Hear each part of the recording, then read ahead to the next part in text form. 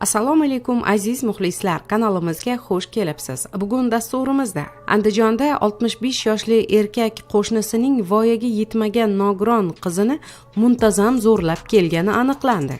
Dehqonobodda o'rta asrlarni eslatuvchi maktab filiali borligi ma'lum bo'ldi. Shaxsiy mashinasini xodimiga yuvdirgan poliklinika bo'lim mudirasi jarimaga tortildi va kunning boshqa muhim xabarlari. Andijon viloyati Paxtaobod tumanida voyaga yetmagan va nogiron 16 yoshli qizni zo'rlab kelgan 65 yoshli erkakka nisbatan jinoyat ishi qo'zg'atildi. Bu haqda viloyat ichki ishlar boshqarmasi axborot xizmati xabar berdi. Qiz ikkinchi guruh nogironligi bo'yicha ro'yxatda turadi va o'z tengdoshlariga nisbatan aqlan zaifroq. Shu bois u o'z vaqtida o'zi bilan yuz bergan holatlarni anglay olmagan. Qizning onasining so'zlariga ko'ra, ushbu hodisa bir necha marotaba sodir bo'lgan. Jabrlanuvchining onasi ma'lum qilishicha, u qizining ilmga chanqoqligini ko'rib, odamlarga qo'shilsin degan maqsadda maktabga o'qitishga qaror qilgan. Pandemiya vaqtida onlayn tarzda o'qishi uchun unga planshet sotib olib bergan.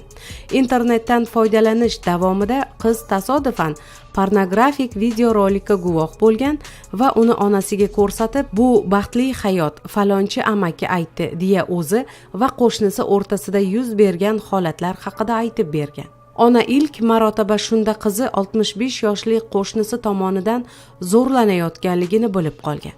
Qaynotam, kelin bir umr nogiron boqib uyda o'tirib qoldingiz. Siz ham bundoq ishga chiqib odamlarga qo'shiling deganligi uchun tumandagi tikuv fabrikasiga ishga joylashgan edim. Pandemiya vaqtida uyimiz derazalarini mixlab qo'ygan edik. Qo'shni o'zining g'arazli maqsadiga yetish uchun ana shu mixlarni sug'urib derazadan tushgan va har gal shu deraza orqali uyga kirib turgan. Qizimni esa onangga aytma, baxtli bo'lasan, qizim, nogiron bo'lganing uchun senga bu haqda gapirishmagan. Aslida hamma shunday qilib erga tegadi kabi so'zlar bilan aldab kelgan. Og'riqni qoldirish maqsadida yoki homilador bo'lib qolmasligi uchunmi gripp bo'lmaysan deb qizimga allaqanday dorilar ichirib kelgan, deydi qizning onasi. Ona ayrim sabablarga ko'ra qizi oxirgi marotaba zo'rlanganidan bir oy o'tib tuman ichki ishlar boshqarmasiga murojaat qilgan. Biroq ish qizning o'z xohishiga ko'ra yuz berib kelganligi vaji bilan tugatilgan.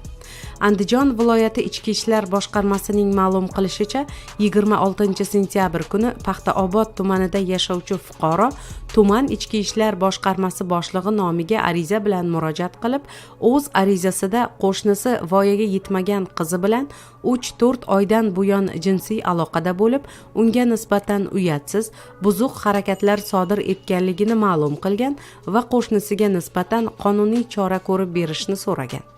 Ushbu murojaat shu kuni Paxtaobod tumani ichki ishlar boshqarmasi navbatchilik qismi tomonidan ro'yxatdan o'tkazilib, tuman tergov bo'limi tomonidan tergovga qadar tekshiruv harakatlari olib borilgan. Tergov harakatlari jarayonida sudga oid tibbiy fizika, texnika va psixiatriya ekspertizalari o'tkazilgan. Tekshiruv harakatlari yakuniga ko'ra, qo'shnisi voyaga yetmagan nogiron qiz bilan 2018-yildan buyon uning 16 yoshga to'lmaganligini anglagan holda jinsiy aloqa qilib kelganligi aniqlangan.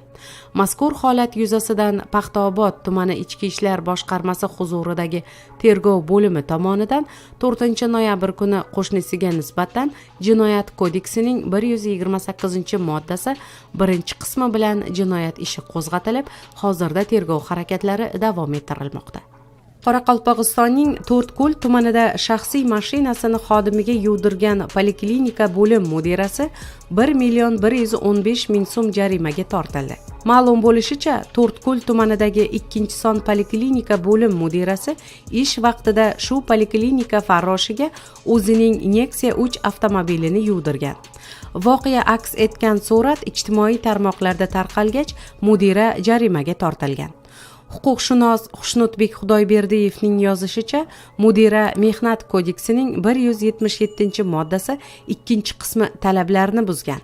Unda ish beruvchi xodimdan uning mehnat vazifalari doirasiga kirmaydigan ishlarni bajarishni, qonunga xilof yoki xodim va boshqa shaxslarning hayoti va sog'lig'i uchun xavf tug'diruvchi, ularning sha'ni va qadr qimmatini kamsituvchi harakatlar qilishni talab etishga haqli emasligi belgilangan. Shu sababli tuman davlat mehnat huquqi inspektori mudirani ma'muriy javobgarlik to'g'risidagi kodeksining 49-moddasiga asosan bazaviy hisoblash miqdorining 5 baravari, ya'ni 1,115,000 so'm miqdorida jarimaga tortgan. Qashqadaryo viloyatining Dehqonobod tumanida o'rta asrlarni eslatuvchi maktab filiali borligi ma'lum bo'ldi.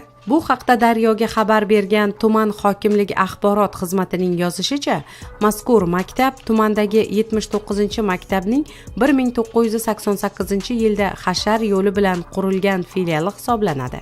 Ta'kidlanishicha, mazkur filialda Konsoy qishlog'ida yashovchi 35 nafar o'quvchi tahsil oladi. Dehqonobod hokimi Zoir Aliqulov va prokuror Laziz Hamrayev bundan 40 kun ilgari tumanning Konsoy qishlog'idagi 79-maktab filialida bo'lib, o'rta asrlarni eslatuvchi filial binosida tahsil olayotgan o'quvchilar bilan muloqot qilgandi. Hokim 35 nafar o'quvchi tahsil oluvchi filial binosi ayni kunga kelib foydalanishga yaroqsiz bo'lib qolganini inobatga olib, binoni yangilashga qaror qilgandi. O'tgan 40 kun ichida maktab mahalliy budjet mablag'lari hisobiga qayta ta'mirlandi, deyiladi hokimlik axborot xizmati bergan ma'lumotda. Aytilishicha, mazkur maktab filiali tuman markazidan 21 kilometr uzoqlikdagi 35-40 ta xo'jalik istiqomat qiluvchi qishloqchada joylashgan. Hokimlik axborot xizmatining aniqlik kiritishicha, tumanda 2016-yildagi hisob-kitobga ko'ra 17 ta shunday filial bo'lgan. Ayni kunga kelib shunday maktablarning 11 tasi ta'mirlanib, zamonaviy ko'rinishga kelgan. Qolgan 6 ta filial ham rejaga kiritilgan bo'lib, tez orada ta'mirlanib, muammolar bartaraf etiladi, deydi tuman hokimi Zoir Aliqulov. Ancha yillardan beri ta'mirtalab ahvolga kelgan maktab binosi hokim Zoir Aliqulov va prokuror Laziz Hamrayev tashabbusi bilan yangilandi. Bu nafaqat farzandlarimizni, biz ota-onalarni ham quvontirdi, deydi ushbu maktabda 25 yil farrosh bo'lib ishlagan Anna Momo Ergasheva. Filial binosi ochilishida ishtirok etgan hokim va prokuror o'quvchilarga 50 dona badiiy kitob sovg'a qilgan. Tadbirda o'quvchi va o'qituvchilar bilan muloqotga kirishgan hokim esa kitobga mehr qo'yish lozimligini ta'kidlab, o'quvchilarga darsdan tashqari vaqtlarida kitob mutolaasi bilan mashg'ul bo'lishni tavsiya qilgan. Eslatib o'tamiz, avvalroq Chiroqchi tumanidagi 61-maktab filialining qo'rqinchli sinfxonalari ijtimoiy tarmoqlarda ko'plab muhokamalarga sabab bo'lgandi. Mazkur haqiqat ommaga oshkor bo'lgach, dastlab viloyat xalq ta'limi boshqarmasi, so'ngra Chiroqchi tuman hokimligi mazkur haqiqatni aytganlarni yolg'onchilikda aybladi. Omma e'tibori qaratilgan sinfxonalarga o'tin kiritib, bu yerda dars o'tilmaydi deya yolg'on gapirgan direktor keyinchalik haqiqatni tan olgach, viloyat hokimi uni lavozimiga noloyiq deb atagandi.